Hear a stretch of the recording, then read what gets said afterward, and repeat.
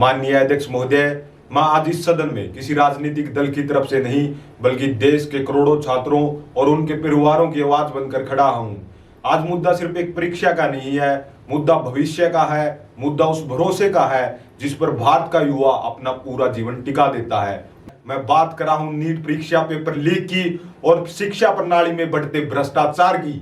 माननीय अध्यक्ष महोदय, जब कोई बच्चा नीट की तैयारी करता है तो वह सिर्फ किताबें नहीं खरीदता, अपने सपनों को दांव पर लगाता है। एक किसान अपनी जमीन बेच देता है, एक मजदूर ओवर टाइम करता है, माँ अपने गहने गिरवी रख देती है, तब जाकर एक बच्चा कोचिंग ले पाता है, किताबें खरीद पाता है, डॉक्टर बनने का सपना देख पाता है। सोचिए उस पर क्या बीतती होगी जब उसे पता चलता है जिस परीक्षा के लिए उसने सालों मेहनत की, उस परीक्षा को चंद लोगों ने पैसों में खरीद लिया है। माननीय अध्यक्ष महोदय, यह पेपर लीक नहीं, यह देश की मेरिट सिस्टम पर हमला है, यह देश के ईमानदार युवाओं के भविष्य की चोरी है। आज युवा हमसे पूछ रहा है, क्या मेहनत करने का कोई मतलब बचा है? क्या अब सिलेक्शन किताबों से नहीं कनेक्शन से होगा? अगर इसी तरह चलता रहा तो देश का युवा पढ़ाई से नहीं सिस्टम से हार जाएगा।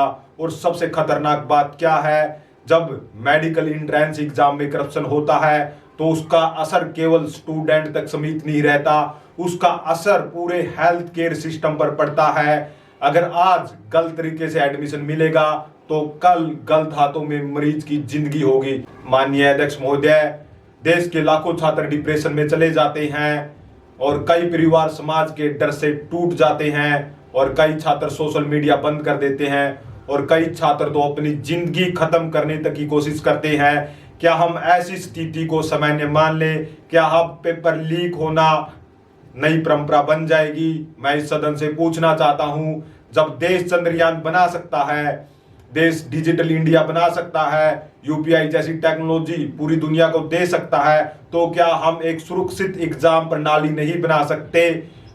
बात तकनीक की नहीं, बात नीयत की भी है। जब तक एग्जाम माफिया, करप्शन नेटवर्क और अंदर बैठे गद्दार अधिकारियों पर कड़ी कार्रवाई नहीं होगी, तब तक हर साल किसी न किसी परीक्षा का भविष्य बिकता रहेगा। माननीय अध्यक्ष महोदय, मैं सरकार और पूरे सदन के सामने कुछ महत्वपूर्ण सुझाव रखना चाहता हूं। पहला, एक नेशनल एंटी एग्जाम लीक हो जो एग्जाम की निगरानी करे।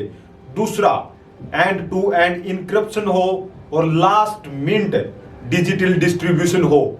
तीसरा, एक स्पेशल फास्ट ट्रैक कोर्ट बनाया जाए ताकि दोषियों को सालों में नहीं हफ्तों में सजा मिल सके। चौथा, पेपर लीक मामलों में शामिल कोचिंग माफियाओं और अंदर बैठे गद्दार अधिकारियों को सीधे फांसी की सजा दी जाए। पांचवा, जिन छात्रों का साल बर्बाद हुआ है उन्हें मानसिक सपोर्ट, काउंसलिंग और आर्थिक सहायता दी जाए। और सबसे जरूरी बात, परीक्षा प्रणाली को राजनीतिक बहस का नहीं बल्कि राष्ट्रीय सुरक्षा का विषय माना जाए, क्योंकि जिस देश का युवा टूट जाता है उस देश का भविष्य भी कमजोर हो जाता है। माननीय अध्यक्ष महोदय, इस सदन में बैठे सभी लोग शायद अपनी जिंदगी में सफल हो चुके हैं, लेकिन देश का युवा आज भी अपनी लड़ाई लड़ रहा है। वह हमसे सिर्फ भाषण नहीं चाहता, वह हमसे न्याय चाहता है। वह ऐसी व्यवस्था चाहता है जहां गरीब का बच्चा भी अपनी मेहनत के दम पर आगे बढ़ सके।